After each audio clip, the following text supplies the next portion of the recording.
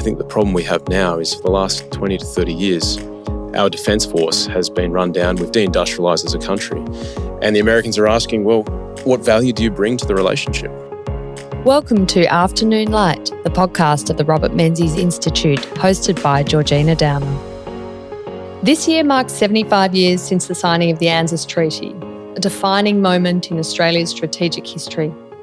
It was an agreement forged in the aftermath of World War II, anchored in shared interests and values, and shaped by leaders like Robert Menzies and Harry Truman. And yet, anniversaries are not mere moments for commemoration. They're opportunities to reflect. What does ANZUS mean today in a world again marked by conflict, great power rivalry, economic coercion and strategic fragility? Are we carrying our weight or coasting on inherited security? These questions always take on added weight as we approach Anzac Day. It's a solemn moment in our national calendar when we look sacrifice directly in the eye. Over 100,000 Australians have given their lives in service. But Anzac is not simply about reverence, it's about responsibility, about the values we carry forward and the standards we expect of those who serve under our flag. Which brings us to the present, from the contested legacy of Afghanistan, the legal, moral and institutional questions raised by the Ben Roberts-Smith case, to the hard realities of war that so often resist neat moral framing. How should a liberal democracy reckon with the conduct of its soldiers who served on our behalf, while preserving the integrity of its institutions? At the same time, the strategic environment is shifting beneath our feet. Conflict in the Middle East has exposed just how vulnerable global supply chains and indeed Australia's own energy security remain. The question of sovereign capability isn't abstract, it's immediate, economic and existential.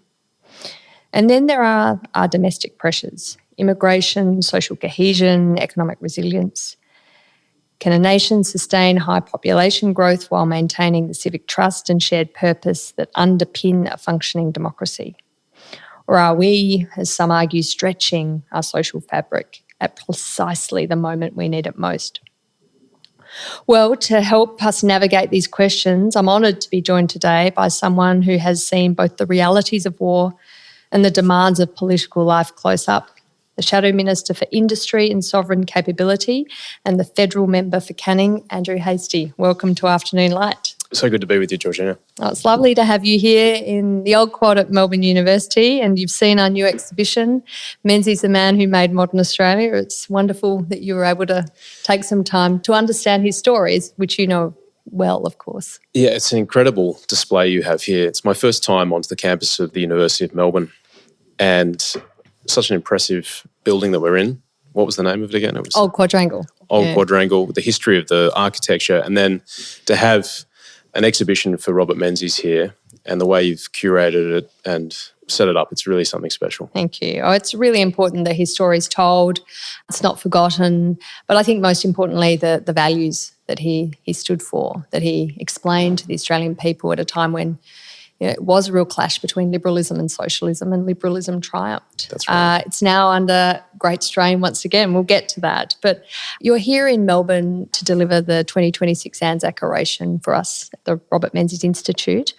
You're a veteran. You've served in Afghanistan twice. What does a time like Anzac Day mean for you?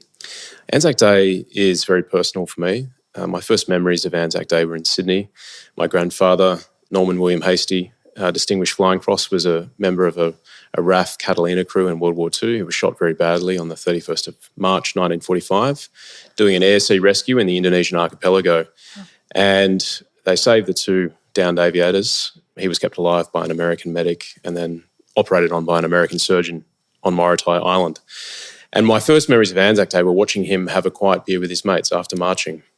And so for me, my grandfather always personalised Anzac, and that's where my sort of mind goes to. But now that I have my own service, my own friends in the ADF and some who are now veterans, it's a time to remember all those Australians who have served our country and those who gave their lives, more than 100,000 people over the last 120 years or so. So it's a really special day.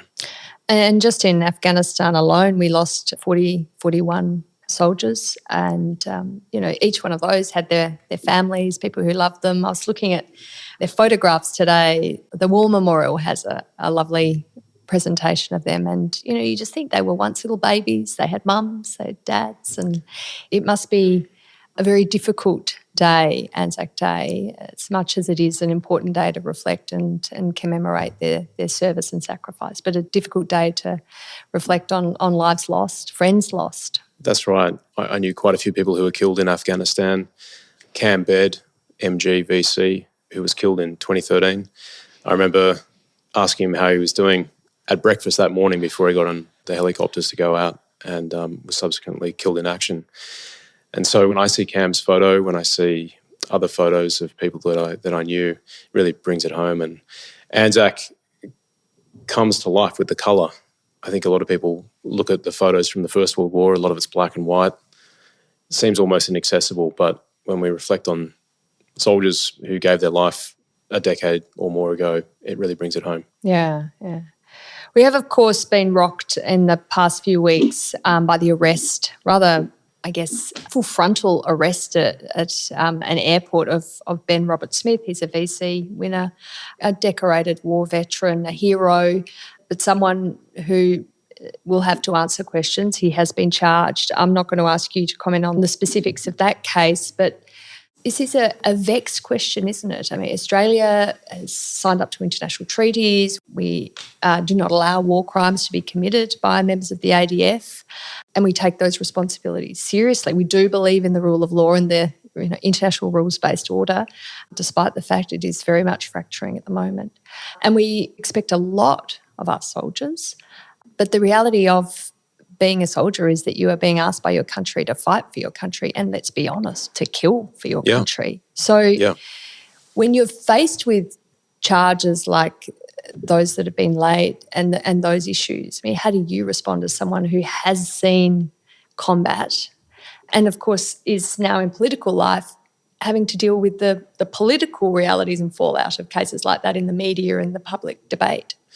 It's a really tough issue to deal with, and I was speaking to a woman yesterday at an Anzac service back in Western Australia, and for her, Anzac is almost a religious day. Mm-hmm. And for a lot of Australians who aren't religious themselves, it's the one day where everyone pauses to reflect on sacrifice. And so for people who are venerated as heroes and then to be arrested as Ben Roberts-Smith was, I think it's really hard for a lot of Australians to understand and grapple with. And I think the information in the public domain is also contested. We were just talking earlier about the way the media landscape has changed so much in the last 20-odd years, and that makes it difficult. But I always come back to the fundamentals. When we are deployed as Australian soldiers, sailors or aviators, generally speaking, we're wearing the Australian flag on our left shoulder. And for me, our values are embedded in that flag. And one of our values is rule of law. And we're accountable to the Australian people. So these are very serious charges. Ben Roberts-Smith will have the presumption of innocence and a fair trial, and he'll have the opportunity to answer those charges. But they're very significant. They're not small. The AFP wouldn't have gotten to this point without sufficient evidence for the Commonwealth Director of Public Prosecutions to sign off on it. I think even the Attorney General signed off on it. So it's hard for Australians, but this is a process. It's taken a long time. I know people are frustrated with the length of the process, but hopefully we'll have resolution soon. It seems to me this became incredibly political. There's allegations it's a witch hunt. And again, not to comment on the specifics of this case, but why do these issues become a sort of left-right push and pull battle when, as you say, it should be about observing values, standing by your values, but also accepting the rule of law and abiding by the law? And if you don't, then you will have your day in court and be judged accordingly. That's right. And the last thing we want is Anzac Day to be politicised, to be a left or right day. And Anzac values are common to all Australians, regardless of where you fit on the political spectrum. A fair go, mateship, courage, coolness under pressure. We could go on. There's a whole list of them at the War Memorial in the new foyer. Beautiful. They're our common Australian values. And if we start politicising these things, then we risk dividing the country. And it's very hard to put institutions back together once they're rent by politics. So I hope we can find a way through on this and we can focus on the fundamentals. What do we believe is good conduct in war? Of course you have to kill. Of course you have to be aggressive and ruthless, but there are boundaries to what you do. Otherwise, what's the point of taking rules of engagement into the field? You wouldn't bother. Yeah. This year we celebrate, commemorate, acknowledge, note the 75th anniversary of the signing of the ANZUS Treaty. Australians and American soldiers have fought side by side since the Battle of Hamel under General Monash. So, that was in the Battle of Hamel. Yes. I think it was 17 or 18. I think it was 18. It was one of the final. Yeah. The Germans were definitely on the retreat. So this is a long-standing relationship of shared values but shared interests. It is under strain at the moment. I think we've got to be honest. Donald Trump is looking at alliances in a very different way to his predecessors. He does see them very much as transactional relationships rather than relationships steeped in history and shared values. And he is expecting a lot more of allies than his predecessors have. As someone who has obviously served side by side Americans, and you've obviously got your grandfather a wonderful story being rescued by Americans. What does ANZUS mean to you? Yeah, well, I've done a lot of work with Americans. US Navy SEALs were the Americans I worked most with in my short career of 12 years, 8 months. But for me, in preparing my remarks for tonight, I was amazed at how much the era in which ANZUS was struck, 1951, resembles a lot of our own time here. Menzies had to work really hard to get ANZUS signed, to get the Americans on the sticky paper. And if you look at the ANZUS document, it's only about 800 words. Yeah. The preamble has quite a few caveats in that. And so the fact that it's lasted 75 years is incredible. And every Prime Minister since Robert Menzies has had to work at the relationship because nothing can be taken for granted. Menzies, in his memoir, Afternoon Light, asked the question, why would a great power sign up to a treaty with two much smaller powers? Sure, there's a values proposition, but we also have to be a valuable partner to the United States. Yeah. And I think that's why Robert Menzies oversaw a great period of industrialisation and investment in the Defence Force, so we could be a valuable partner. I think the problem we have now is for the last 20 to 30 years, our Defence Force has been run down. We've deindustrialised as a country. And the Americans are asking, well, what value do you bring to the relationship? And asking that of the Europeans. Exactly. Of their Asian allies. I think, they say in the National Defence Statement, they say that Israel is the model ally. They get a tick, but everyone else is pretty much found wanting. That's right. Under the Trump administration. And let's not forget that, Trump there's no filter there. He just says what he thinks on Truth Social. But if you think about 1986, when New Zealand had a nuclear-free policy and they denied harbour to US naval ships because of the nuclear weapons issue, the US suspended its obligation to New Zealand under ANZUS. That's a pretty Trumpian move. Now, President Reagan was no Donald Trump, but still at the heart of ANZUS is sort of a power dynamic. Yeah. And the US is the most powerful in the relationship. And so Australia has to work harder, in a sense, to maintain that relationship because everyone's begging for US support, from the Europeans to countries in Asia and with us as well.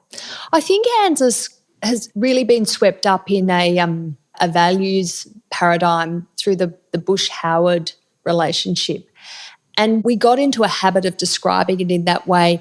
And I think then because it was, shared values, democracy, freedom, human rights, saving the world from authoritarians, that we'll join Team America. The Deputy Sheriff. Yeah, and we're the Deputy Sheriff here in the Indo-Pacific, that we forgot the transactional nature, the quid pro quo of ANZUS.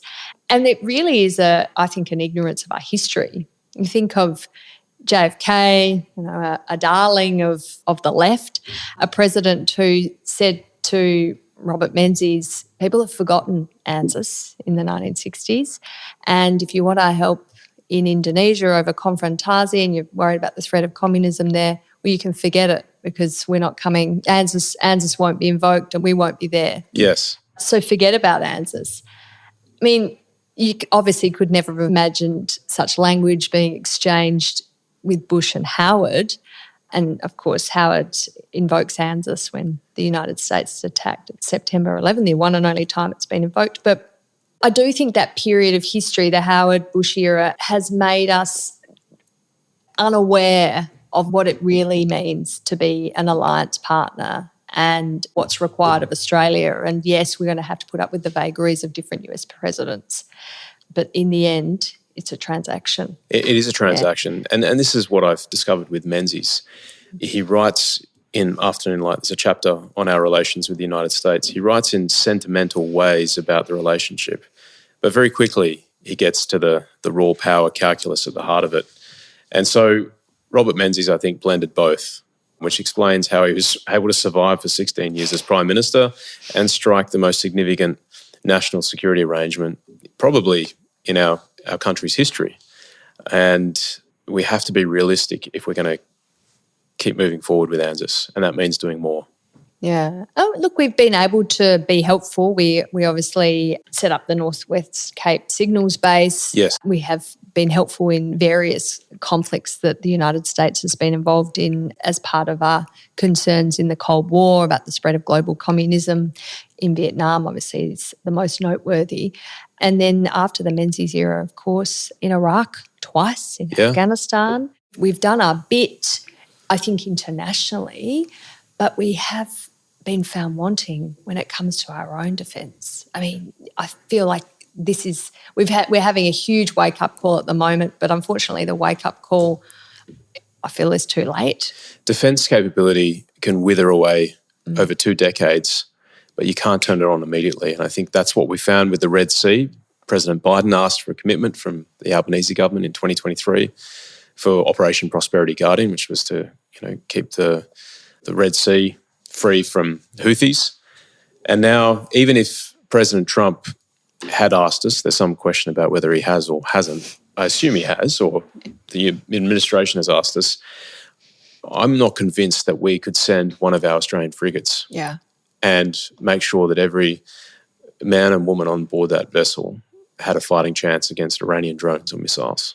And that's because we underinvested in our Navy. I did laugh when I read Greg Sheridan's column the other day. He said if you sent one of our destroyers, it would be elder abuse. Yeah, there you go. There you go. But I mean, we laugh about it, but that is that's a hard reality. The conflict with Iran erupted on the 28th of February this year. It took us by surprise. I think that's a very, very widely shared view. It's very unclear what the aims are. War aims are always important. I mean, Menzies had to make the case for the war aims in World War II, and there was a lot of unease about why we were in another European war. War aims this time, given last year's bombings of the nuclear sites in Iran, it's unclear where the US and Israel thought they were going to add more value to destroying more capabilities, or whether it is regime change, in which case, how does that marry with the rhetoric of Donald Trump in both his administrations that he wasn't into regime change? So we come to a conflict that doesn't seem to have a clear set of aims. It seems clear that the Iranians are withstanding a lot of the assaults that I think the Americans thought they wouldn't be able to do so, and that this in the end could be a really big blow to American primacy. That's right. Well, interestingly, Operation Midnight Hammer, which was the bombing in June last year using the strategic bombers. We're in Epic Fury this time, aren't we? We're Epic Fury now, Midnight Hammer Brilliant last names, year. by the way. And then these massive bombs that they used, the GBUs, the bunker busters, they obviously were unsuccessful. Otherwise, the US wouldn't have gone to war again on February 28th to recover the enriched uranium. And so I think part of the problem has been there's been a number of reasons why why the US and Israel have gone to war. It's been hinted at regime change. It's been hinted at recovering the enriched uranium. Well, it hasn't been hinted at, it's been clearly stated. Then the degrading of the naval capabilities of Iran, the missiles, the drones, and now, reopening the Strait of Hormuz. I think one of the problems the US has is they just didn't count on the Strait of Hormuz being shut by Iran, and that in itself globalising the war to impact a lot of the US's alliance partners, whether it's in Europe or Asia and Australia, we're all struggling as a result. And so I still think it was a miscalculation. And where we are today doesn't look like there's going to be a resolution anytime soon. No. In terms of America's ability to deter I was going to say rising China, a risen China, it's very much risen, has obviously clearly stated ambitions to retake Taiwan. It sees it as part of its territory. And it has ambitions further afield as well throughout the South China Sea, territory of the Philippines, of Japan, Indonesia, Vietnam. Donald Trump invokes a lot of Reagan, peace through strength. I'm going to build up our military so that the Chinese won't even bother trying. This Iranian conflict isn't looking very clear-cut. No. For a PLA looking at this and Xi Jinping looking at the way the US has been failing to subdue the Iranian regime, what does this do for the US's deterrence power? Well, I think the US, one of their objectives with Midnight Hammer last year was to re-establish deterrence, to send a message, hey, we can fly our aircraft from continental US and strike anywhere in the globe and be back the next day. We can do this. I think that's what Venezuela was about as well. But the way I've been thinking about the world is three spheres. You've got the Middle East, you've got Europe, and you've got Indo-Pacific, which is broadly from Hollywood to Bollywood, if you look at it on a map. You've got Iran in the Middle East, who are tying down a significant portion of US capability. You've got Ukraine and Russia fighting in Europe, which again is an industrial contest as much as it is a military conflict. And the European industrial base is being tested, as is the US, because they're supplying a lot of support to the Ukrainians. And then in the Indo-Pacific, you've got this growing great power challenge with China and the US. And I think the world is very, very fragile at the moment, and the risk of miscalculation is incredibly high. So I think as a regional power, I'd like to say we're a regional power. I think our underinvestment in the ADF over the last 10 to 20 years has meant that, we'd like to be a regional power, but I'm not sure if our hard power metric meets the status of that. But I'd like to think that the single objective for us is preventing war in our region, because if a war broke out between China and the United States, even if it was limited, it would be catastrophic. Yeah. You think about the shipping routes from the Middle East, sure, the Strait of Hormuz is important, but so too is the Taiwan Strait, the Korean Strait, the Malacca Straits, the Lombok Strait. We are incredibly exposed to a massive geopolitical showdown. And if you think this is a tough energy shock, wait till a war in North Asia starts. You're the Shadow Minister for Sovereign Capability. This Iran conflict has obviously been a massive shock to our energy supplies. It was, I think, 10 years ago or so when Jim Molan, who was a senator for New South Wales, was alerting us to the fact we did not have the fuel reserves that we needed. We clearly don't have the fuel reserves. We have a third of the fuel reserves that the IEA recommends we have. But the sort of bonkers position we're in is that we actually have the fuel in our territory. We could extract it, and yet we've chosen not to. How does a country so lucky as Australia end up in this position, Andrew? I think we've been naive. I think we've lost that realism that was the hallmark of Robert Menzies' statecraft. He wasn't a Pollyanna, and I think we've been very Pollyanna-ish about the world since the end of the Cold War. We bet long on US dominance, and we didn't account for Iran, Russia and China, but particularly China. And so we thought that the world would just continue on as it has for the last 30 or 40 years. And I remember working closely with Jim. In fact, I was the chair of the Intelligence Committee, and I made a recommendation in a report in 2018 that the Department of Energy and Home Affairs do a review into our liquid fuel security state. They did that, and Jim was instrumental in pushing them all the way to make sure that they accounted for geopolitical risk, which, by the way, they didn't. There's a report online, but it's redacted. But again, but why not? I mean, why didn't they? Because it seems so remote.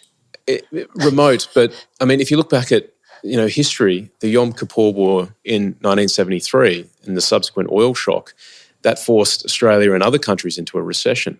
The Iranian Revolution in 79 had an impact which led to a recession across the world in the early 80s. And then in the 90s, We went into a recession and, obviously Paul Keating had a responsibility there, but the backdrop to each of those recessions was an energy shock in the Middle East. Yeah. And so what do we have to do? I think we've got to learn the lesson of Menzies, who opened 4 refineries during the 50s. Yeah. We got to look at drilling for oil. And if, that doesn't work, then we should look at turning coal into oil. We have an abundance of coal. We export it around the world. It's proven technology. The Chinese do it. The South Africans do it.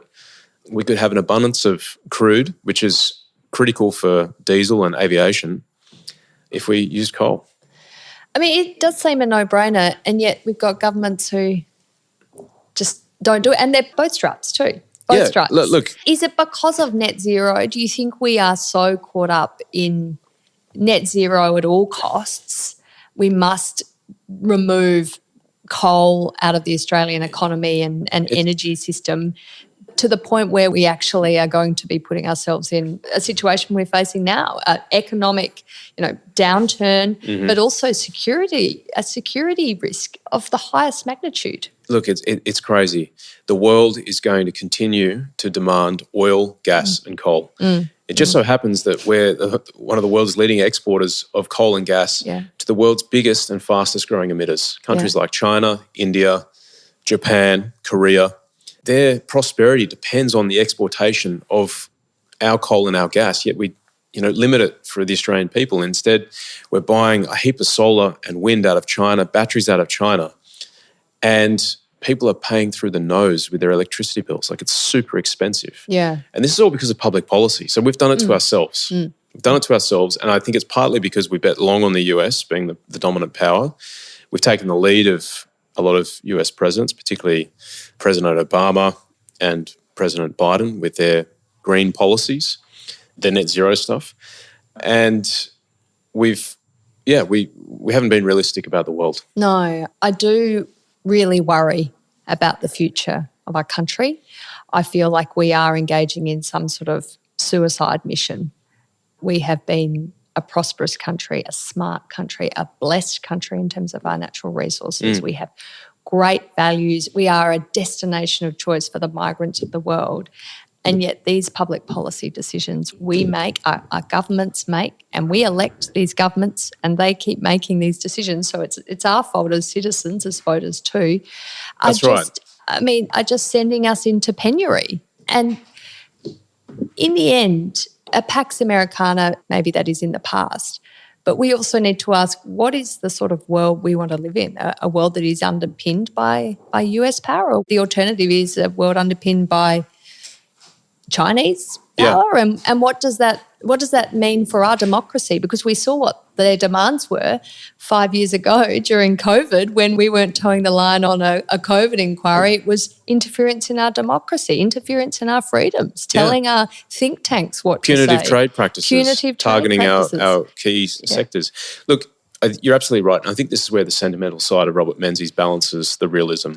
He saw the long-standing cultural, historical, religious connections with the United States, another English-speaking democracy, one of the oldest democracies in the world. And I would much prefer having the United States underpin our security and prosperity here in the region rather than the Chinese Communist Party at the helm of the People's Republic of China. I just think there's a basic values proposition there. I think we can certainly maintain good, cordial relationship with the Chinese government. But in the end, I think we have a lot more in common with the United States. And let's not pretend the United States does not have its own problems. We all know human nature. It hasn't changed in thousands of years.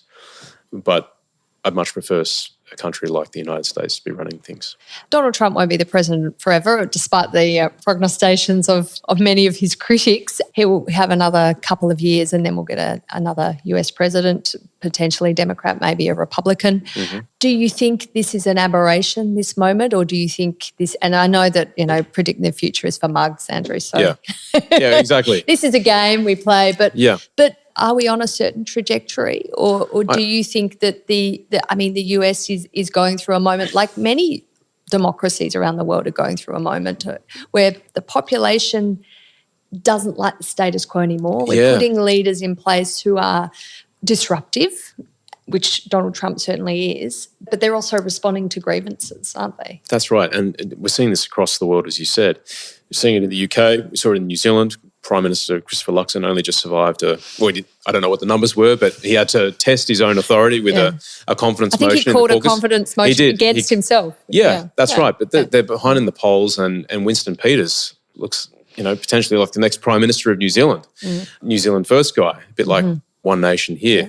You've got reform in the UK, seeing it in Europe as well.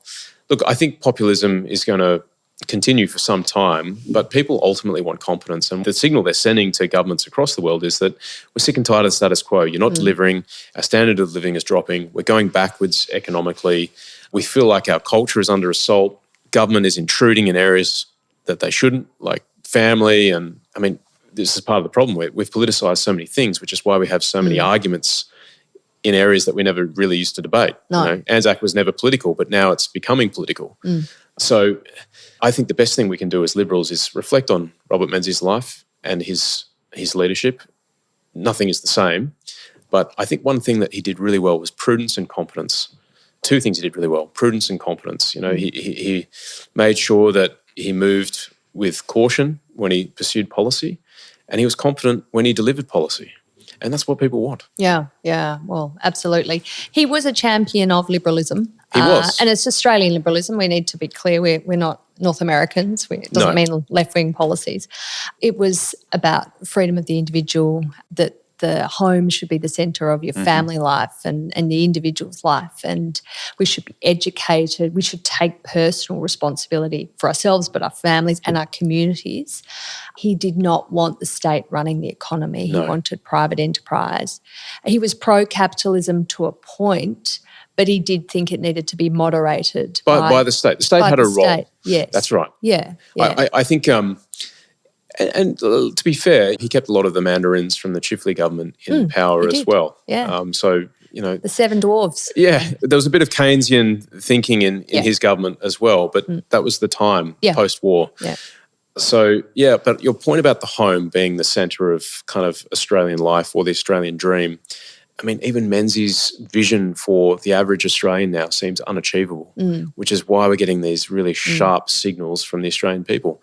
If we want to talk about the home as being the centre of our lives here and the source of wealth and stability for families, well, then we've got to do a better job of getting people into homes. And I think that means, cutting back on immigration, not all immigration, but cutting back on immigration and increasing supply of homes. Yeah, his record on home ownership is incredible. It is. 53% when he takes office in 49, and then when he leaves in 66, 71% of people own their own home. Amazing. A big tick, whether you're left or right. It's a great. The term Great Australian Dream comes from the Menzies era. So it's... There you go. It's of that era, this idea. It's a Menzian idea. It is a Menzian idea. The Menzies era was an era that was part of the Great Australian Settlement. Paul Kelly coins that term. So part of that was protectionism. Yes.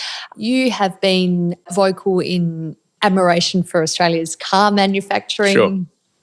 Halcyon days of Ford and Holden. I think we had both in my family, actually. So I think we sort of were hedging our bets.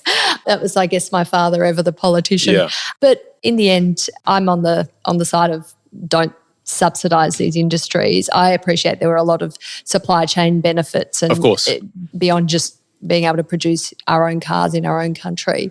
But people didn't really buy those cars. They wanted smaller cars, different cars. They wanted choice.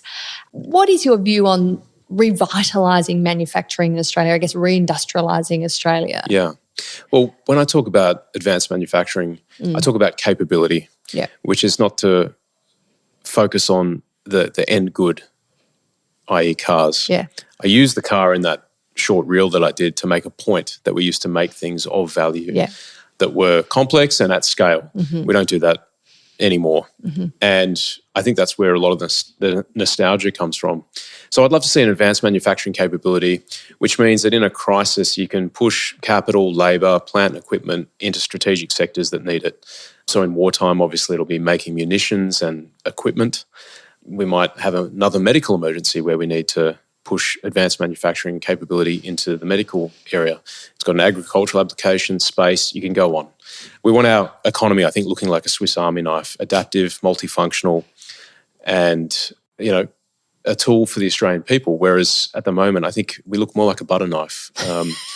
We export a lot of raw commodities, but we could do so much more if we value added. Now, the question is, how do we recover an advanced manufacturing capability? I think energy is critical. Yeah. If we don't have cheap energy, we are not cost competitive, which is why we need to look at coal, gas, nuclear particularly, to deliver reliable, affordable baseload power and at least give people a chance. And I think this is where AI and advanced robotics comes in. AI is going to hit economies across the world very hard.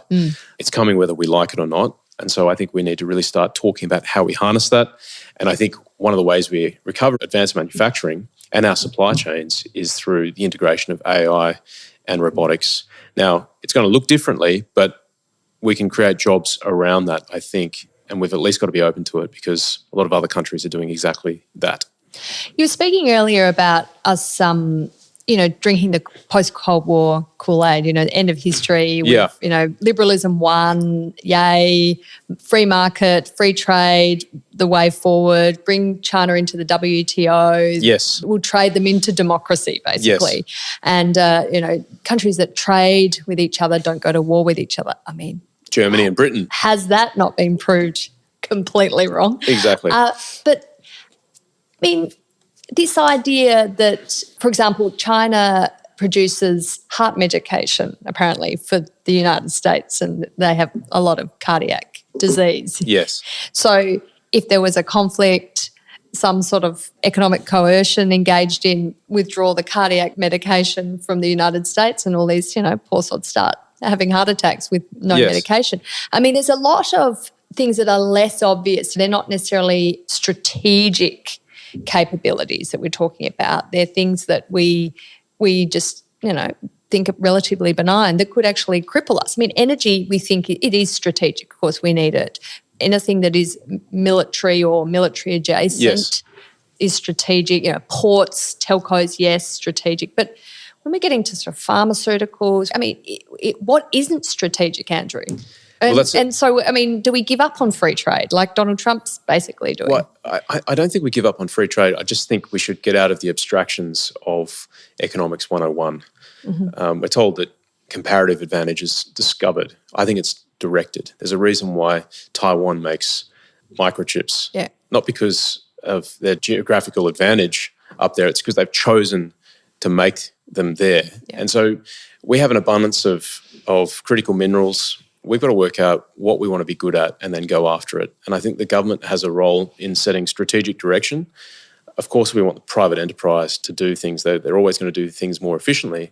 But government can de-risk areas where private enterprise just won't even invest capital because of the time horizon it takes to realise something. So government can provide certainty. And this is a really important point. Silicon Valley might have been called Germanium Valley if the US Air Force hadn't insisted on silicon microchips when they put their orders in the 1970s. Really? So this myth about Silicon Valley that's a bunch of dudes sitting around in garages writing code. No, the US government put in a lot of orders, and so it was the government who basically built up Silicon Valley to what it is today. Yeah. And that's why governments have a role in developing advantageous critical industries. Yeah.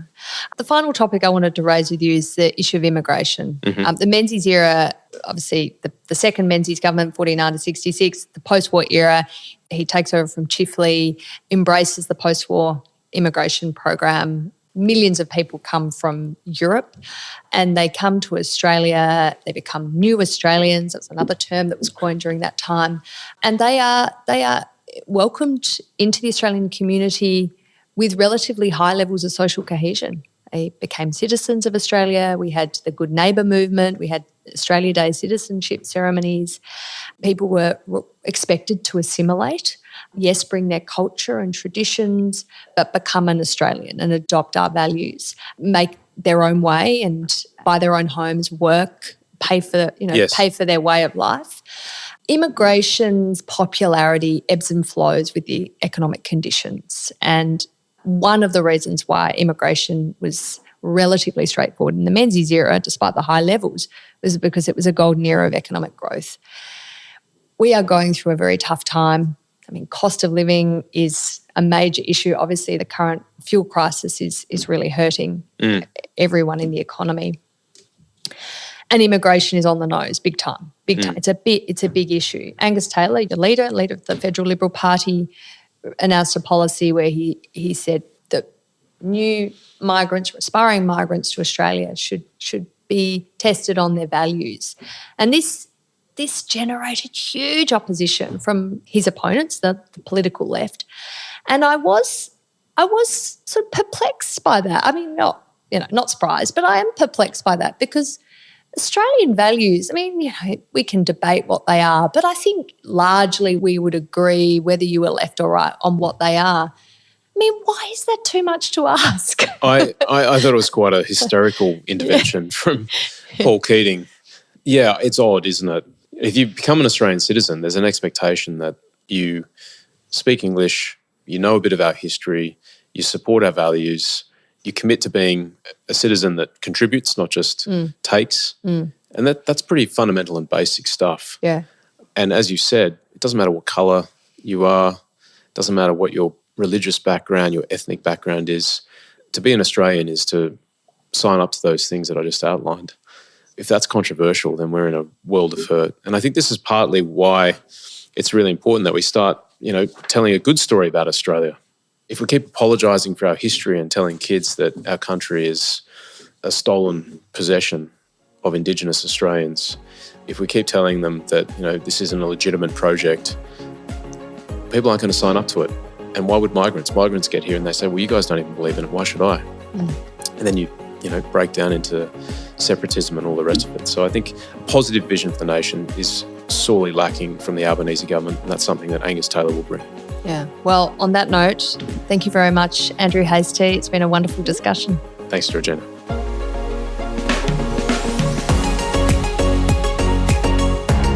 That's it for this week's episode of Afternoon Light, the podcast of the Robert Menzies Institute. Please make sure to subscribe and catch up on our latest online content on our website or on Twitter, LinkedIn or Facebook.